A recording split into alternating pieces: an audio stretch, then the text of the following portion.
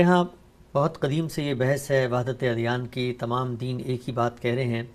یہ کہا جاتا ہے جی انسانیت سب سے بڑا مذہب ہے، لیکن آج کے دور میں نظر آتا ہے کہ جو زیادہ پڑھے لکھے لوگ ہیں، پروگریسو لوگ ہیں، وہ یہ کہتے ہیں کہ آپ مذہبی لوگ آپس میں لڑتے بھڑتے رہتے ہیں، کیوں نہ تمام مذاہب کے بنیادی میسج کو لے کر ایک بنیادی نظریہ اپنا لیا جائے، اور وہ نظریہ ہے انسانیت کا نظریہ، سب سے پہلے انسانیت۔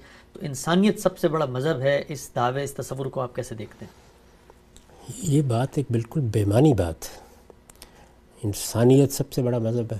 انسانیت کے لفظ کا اور اس کے اطلاقات کا اگر آپ تجزیہ کریں تو اس کے سوا کوئی مطلب ہی نہیں ہے کہ اخلاقیات مذہب کی تعلیم کی بنیاد ہے، اس لیے کہ جن چیزوں کو آپ انسانیت کہتے ہیں انہی کو اخلاقیات سے تعبیر کیا جاتا ہے۔ آپ یہ کہتے ہیں نا یہ انسانیت کے خلاف ہے کہ کوئی کسی پر ظلم کرے، یہ انسانیت کے خلاف ہے کہ کوئی کسی کا حق تلف کرے، یہ انسانیت کے خلاف ہے کہ کوئی کسی کو دھوکہ دے، تو یہ سب باتیں کیا ہیں؟ وہ باتیں ہیں کہ جن کو انسان کا حادثہ اخلاقی اپنے وجود میں محسوس کرتا ہے۔ تو ہر مذہب کی تعلیمات میں بہت بڑا حصہ اخلاقیات کا ہے۔ میں خود اسلام کے بارے میں بارہا توجہ دلا چکا ہوں کہ بنیادی طور پر 4 ہی چیزیں ہیں جن کو مذہب کے محتویات کہنا چاہیے، یا اس کے مشمولات یا اس کا کانٹینٹ کہنا چاہیے۔ ایک عبادات ہیں، دوسرے تطہیر بدن یعنی بدن کی صفائی کے لیے کچھ ضروری ہدایات، تیسرے خور و نوش کی تطہیر، اور چوتھے اخلاق کی تطہیر، اور سب سے بڑا حصہ تطہیر اخلاقی کا ہے۔ اس کی اہمیت بھی بیان کی گئی ہے۔ مثلا رسالت مآب صلی اللہ علیہ وسلم نے فرمایا ہے کہ میں تو اسی لیے مبعوث کیا گیا ہوں کہ میں اعلیٰ اخلاق کو ان کے اتمام تک پہنچا دوں۔ تو پہلی بات تو یہ ہے کہ انسانیت کا لفظ جب بولا جاتا ہے تو اس کے سوا کوئی معنی نہیں ہے کہ انسان کے ہاں جو اخلاقی اقدار عالمگیر صداقت کی حیثیت رکھتی ہیں ان کو سب لوگ اختیار کریں۔ تو یہ دعوت اگر دینی ہے تو ان الفاظ میں بھی دی جا سکتی ہے۔ میں بھی یہ دعوت ہمہ وقت دیتا ہوں کہ دنیا بھر میں کچھ چیزیں ایسی ہیں کہ جن کو عالمگیر صداقت کی حیثیت حاصل ہے۔ ہمارے دین میں خود قرآن مجید میں اس کے لیے بڑی خوبصورت 2 اصطلاحات اختیار کی گئی ہیں، معروف اور منکر۔ یعنی معروف کیا ہیں؟ وہ بھلائی کی باتیں جو عالمگیر سطح کے اوپر مانی جاتی ہیں، اور منکر کیا ہے؟ وہ برائی کی چیزیں جن کے بارے میں انسانوں میں کبھی کوئی اختلاف نہیں ہوتا۔ تو یہ دعوت اگر دینی ہے تو اس بنیاد پر دی جا سکتی ہے۔ یہ ایک بات ہے۔ دوسری چیز یہ ہے کہ جس وقت آپ یہ کہیں گے کہ انسانیت ایک ایسا مذہب ہے جس پہ اتفاق ہو سکتا ہے، تو ذرا اتفاق کرا کے دکھائیے گا۔ ہوگا یہ کہ مذاہب کی فہرست میں ایک اور مذہب کا اضافہ ہو جائے گا۔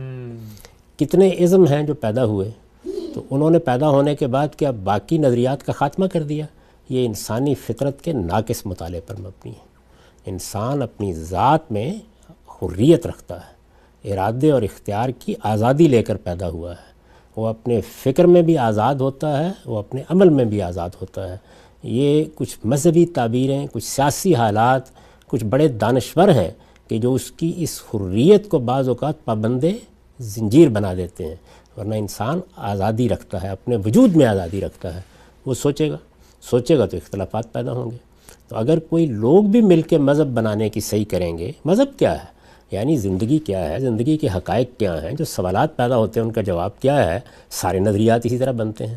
تو اگر سارے انسان مل کر بھی بیٹھ جائیں گے تو آپ یہ دیکھیں گے کہ زیادہ سے زیادہ جس چیز پر اتفاق ہوگا وہ اصل میں وہی چیزیں ہیں جن کو ہم اخلاقیات کے زیر عنوان بیان کرتے ہیں، باقی کسی چیز پر اتفاق نہیں ہوگا۔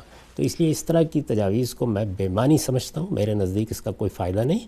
اصل چیز جو لوگوں میں پیدا کرنے کی ہے وہ یہ ہے کہ وہ جو نظریہ چاہیں رکھیں، اس اصول کو مانیں کہ اللہ تعالیٰ نے نظریات کے معاملے میں، یہاں تک کہ اپنے اس دین کے معاملے میں جو اس نے پیغمبروں کے ذریعے سے بھیجا ہے، کوئی جبر روا نہیں رکھا۔ یعنی انسانوں کو آزادی حاصل ہے، تو ہمیں انسانوں کی اس آزادی کو عزت دینی چاہیے۔ ہر شخص اپنی رائے رکھنے کا اختیار رکھتا ہے، وہ کوئی رائے قائم کرتا ہے، ہم اس کو سنیں گے۔ ہمارے نزدیک اگر وہ غلط ہے تو استدلال سے اس کی غلطی واضح کریں گے، اور استدلال کا طریقہ ہی ہر معاملے میں اختیار کیا جائے گا۔ یہ جذباتی طریقے اختیار کرنا، یہ مختلف چیزوں کو احتجاج کا موضوع بنا لینا، استدلال کی بجائے بندوق کی قوت استعمال کرنے کی صحیح کرنا، یہ وہ چیز ہے کہ جس کی نفی کرنی چاہیے۔ باقی مذہب کا اختلاف، نظریات کا اختلاف، یہ تو انسان کے صحیح راستے پر جانے کے لیے مہمیز کا کام کرتا ہے۔ یعنی پھر ہم سائنس کے معاملے میں یہ طے کر دیں کہ آئندہ کوئی اختلاف نہیں کرے گا اس معاملے میں، تو یہ بالکل لغو اور بے معنی باتیں ہیں، اور بہت سے لوگ جو اس طرح کی باتیں کرتے ہیں بے سوچے سمجھے کرتے ہیں۔ صداقت کے بارے میں اور حقیقت کے بارے میں کوئی کمپرومائزنگ فارمولہ نہیں ہو سکتا.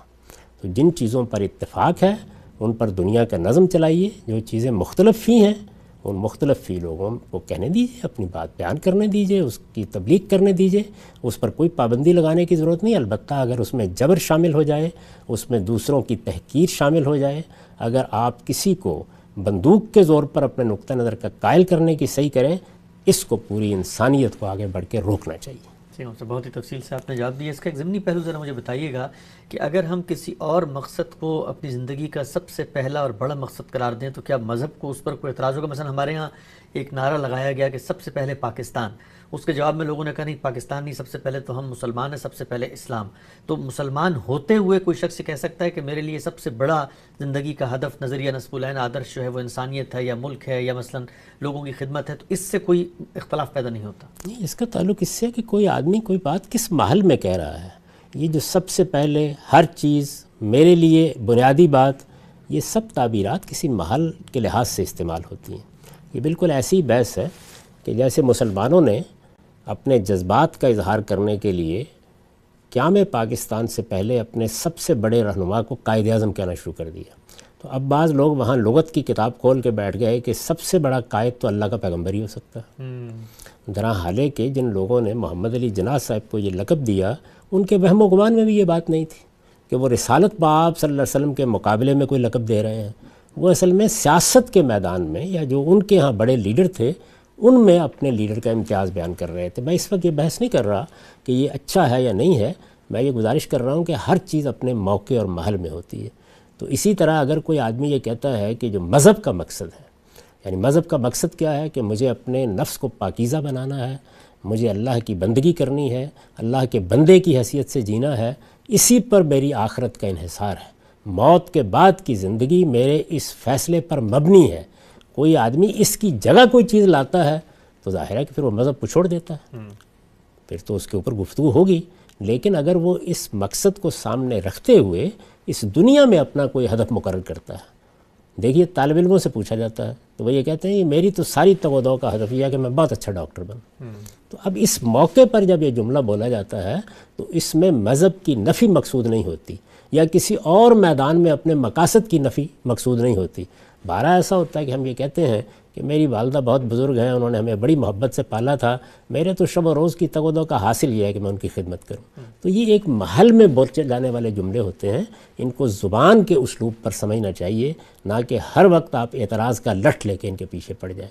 لیکن اگر فی الواقع کوئی آدمی یہ کہتا ہے کہ مذہب میرے لیے کوئی حیثیت نہیں رکھتا اور میرے نزدیک مذہب کے مقاصد کوئی ایسے مقاصد نہیں ہیں کہ میں انہیں اپنے مقاصد بناؤں، تو وہ اپنے ایک نقطہ نظر کا اعلان کر رہا ہے. اس سے ہم اختلاف بھی کریں گے اور یہ بتائیں گے بھی کہ مذہب تو اس دنیا کے اندر انسان کی سب سے بڑی رحمت ہے. اسی نے در حقیقت ہمیں یہ شعور دیا ہے کہ موت پر زندگی ختم نہیں ہو رہی، ہمارا ایک پروردگار ہے اور ہم اس کی بارگاہ میں موت کے بعد اٹھنے والے ہیں. اس سے بڑی انسانیت کی کوئی خدمت نہیں ہو سکتی جو مذہب نے کی ہے.